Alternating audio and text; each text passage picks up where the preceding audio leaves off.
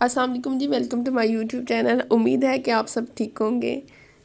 آج جو ہم بنائیں گے وہ کرسپی پکوڑے ہوں گے۔ چلیے شروع کرتے ہیں۔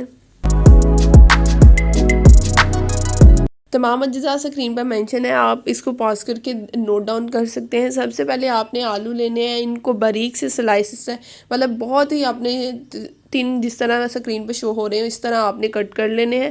کٹ کرنے کے بعد آپ نے اس کو اچھے سے واش کر لینا ہے اور ان کا پانی ڈرین ہونے دینا ہے، ان کا پانی نکلنے دینا ہے، ٹھیک ہے۔ جب پانی نکل جائے تو آپ اس کو ایک برتن میں ایک باؤل میں ڈال کے اس میں اسپائسز ایڈ کریں گے، جس میں نمک، ہلدی، دادر مرچ اور لال مرچ کٹی ہوئی جو ہوتی ہے، ٹھیک ہے۔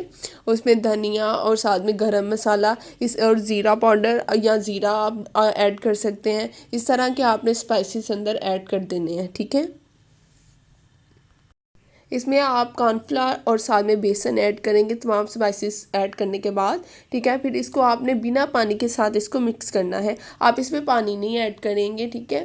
یہ اپنے ہی پانی کے اندر مکس ہو جائیں گے، ان کا بیسن اس میں ہونا چاہیے تاکہ یہ اس میں کرسپینس آ جائے گی، ٹھیک ہے۔ اتنا آپ نے زیادہ بھی نہیں کرنا ہے کہ دوسرے پکوڑوں کی طرح سملیرٹیز آ جائیں اس میں۔